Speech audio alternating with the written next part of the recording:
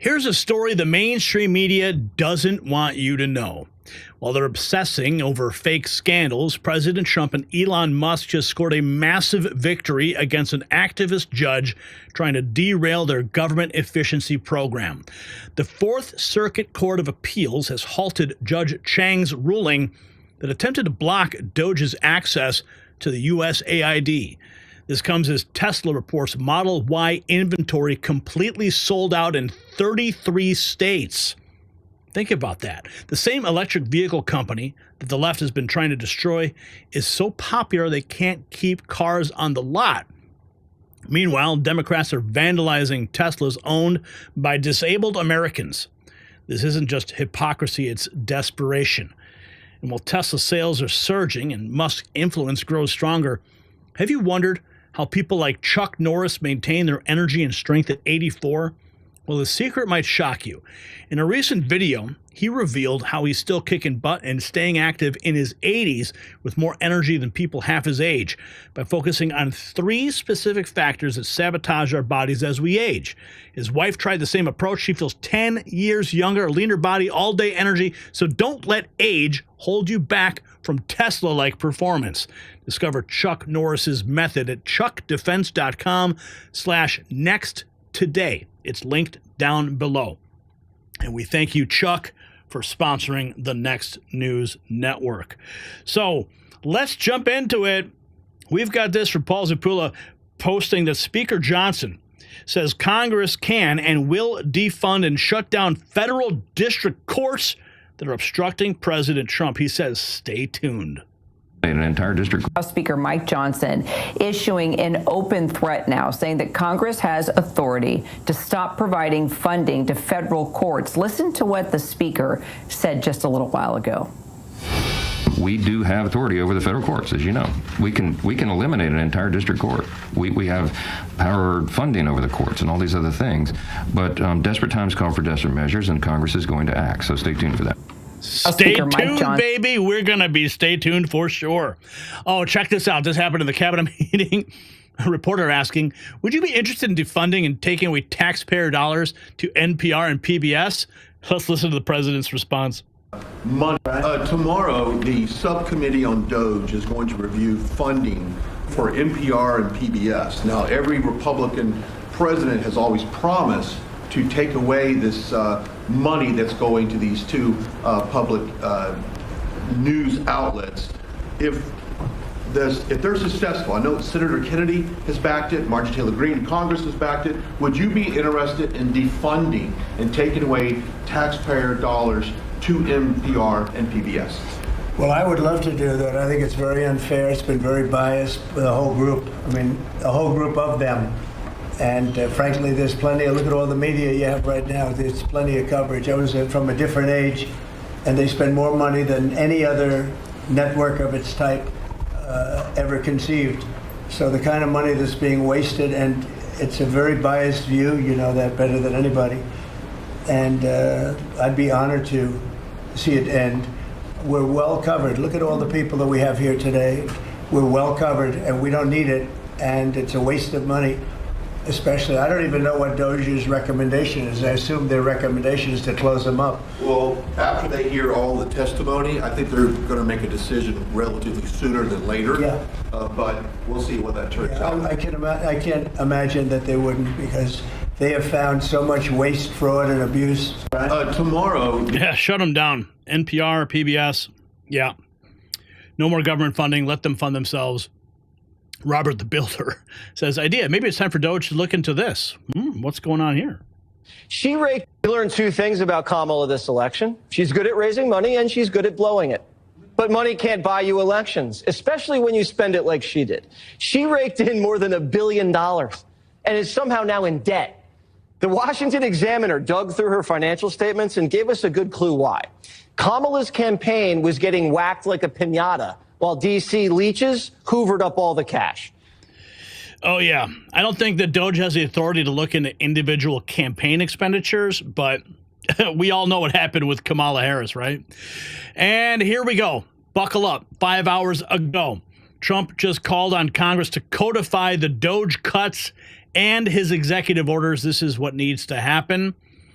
And Gunther is calling on Speaker Johnson and Leader John Thune to publicly announce their plans to get it codified, baby. Which have been very, and we will look into it, yeah. Mr. President, some senators have expressed hope that the White House will support a rescission package to codify some of the DOGE cuts into law. Where does the White House stand on that? And are you making progress on that? Which package? A rescission package to codify some of the DOGE cuts into law. Yeah, well, it would be great. I think we're going to do that. I think they're going to do it. I think we're also going to be codifying a lot of the executive orders that we've done, which have been very popular. And we're looking at one, I will tell you right now, that I think perhaps will be controversial, but not with the people, and that's sanctuary cities. We're going to end sanctuary cities for some of these jurisdictions that aren't cooperating with law enforcement. They're guarding criminals. They're taking the rights away from the citizens of this state and their city. And we're going to be ending sanctuary cities if we find it necessary to do in certain major areas, and we may just end the entire thing altogether because it's just a way of protecting criminals, and nobody else is benefited by that. And for some reason, Democrats want to keep and they want to shield criminals from being sent back to their countries or being sent to prison. And in the meantime, the crime rate has gone through the roof. Under Biden, it was through the roof. It's starting to come down, but we're taking a lot of people out of here. So we may be presenting you very shortly with a executive order ending sanctuary cities. Mr. President, are you going to change? Let's go. Let's go, baby. As of today, Sawyer Merritt reports Tesla Model Y inventory is sold out in Washington and Oregon. This means there is now no Model Y inventory left in 33 U.S. states. More on that. No Model Ys in 33 states. Model Y inventory is now completely sold out. Demand is through the roof. President Trump, this from Nick Sortor. Trump and Elon Musk, DOGE scored a win over the activist judge who tried to force them to reinstate USAID. The Fourth Circuit Court halted activist Judge Chang's order, which required DOGE access to much of USAID be suspended. The expanded ruling could come later this week, but as of now, the appeals court is pumping the brakes on his BS ruling. Bye-bye. That's good news. They cried DOGE is taking Social Security away and education money from programs. Then the left rallies and pays people to destroy people's Teslas that are in programs they're claiming being cut. Appeals court judge halting Judge Chang's USAID ruling against Trump. A major victory for Donald Trump. Now, if Democrats had won, DOGE designer says they would have made voter ID illegal across all states. This would have been the last real election. Trump and Elon Musk literally saved America from becoming a one-party deep blue state. And here we have RFK Jr. We haven't heard much from him lately. Glad to hear him now.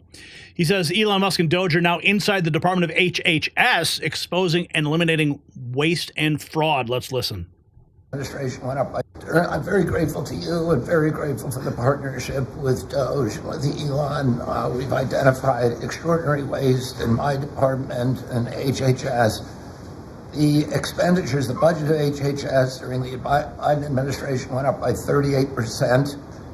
The employees went up by 17%, and healthcare went down. We have 40 comms departments. We have 40 procurement departments. We have 40 IT departments, and we have 40 procurement, HR, none of them talking to each other.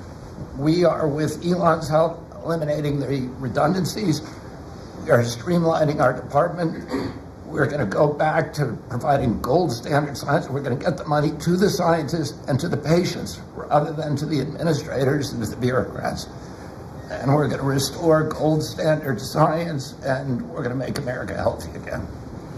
Make America healthy again, baby. That's what we need to do. And they're doing it.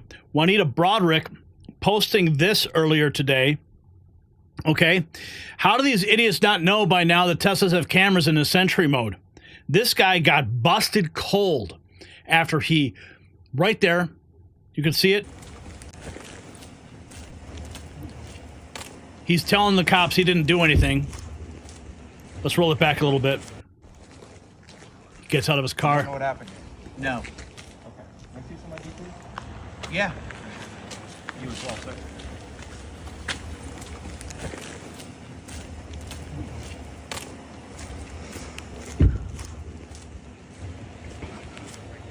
Oh my goodness. Oh my goodness, right there. Caught on camera. So, you want to talk about what happened here? Yeah. No. Okay. I don't know what happened. You didn't see that Tesla? No. Okay. Well, we have one. Okay. Okay.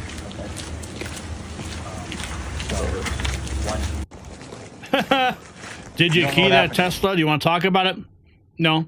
Well, we have you on camera, sir. Oh, yeah. His body language says it all. That's the moment he just shit his pants.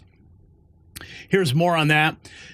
Our Tesla Cybertruck was vandalized this weekend in New Hampshire. While staying at our hotel, our vehicle was keyed within an hour of arriving.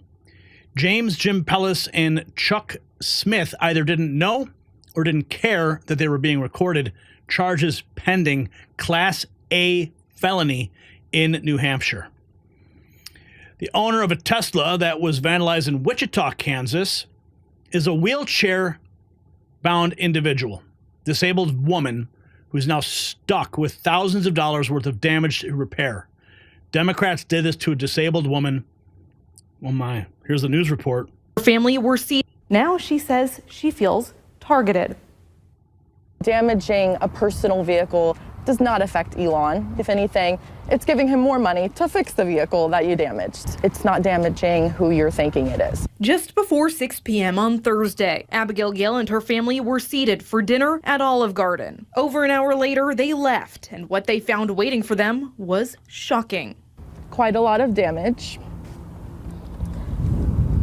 He keyed this side as well, which, as you can see, this side, it even looks like it affected above the tire. This is a lot more damage. This comes less than a week after a possible arson at a Tesla dealership in Kansas City. Gill believes her brand new Tesla was targeted because of the current political climate and perception of Tesla CEO Elon Musk. But it felt really disappointing that this is happening in such a great country, a great state. So for this to be happening in Kansas, of all places, is super shocking. She says her family has had discussions around if it's even safe to be driving a Tesla anymore, in part because of incidents like hers. If she could send a message to the man who keyed her car, it's this. You have put a very big crisis on me because physically I am in a wheelchair. I just hope that he definitely gets the correct punishment. I hope he pays all of the damages. It is well over $1,000, possibly over $10,000 of damage. I hope that the Wichita police continue to find him. Unreal. Gill tells me she can't. Unreal. See, they think they're hurting Tesla. Remember the report we did yesterday? Elon Musk only owns 12% of Tesla. So he's not actually getting affected. It's everyday people. Pam Bondi now declaring, under President Trump's directive, we're actively pursuing the death penalty for violent crimes, talking about law and order. Force now. We are hearing a lot about fraud, waste, and abuse. A lot of waste and abuse, but there is a tremendous amount of fraud. And Elon, thank you for your partnership. Thank you for your team. You have uncovered so much fraud in our government, and we will prosecute you. We have an internal task force now working with every agency sitting here at this table. And if you've committed fraud, we're coming after you. Thank you, Elon, for that. On the violent crime level, thanks to President Trump's directive, we are seeking the death penalty again. So all of these horrible, violent criminals that you're hearing about around the country, they will face the death penalty federally within our country. And the drug dealers need to get out of here because we are coming after you.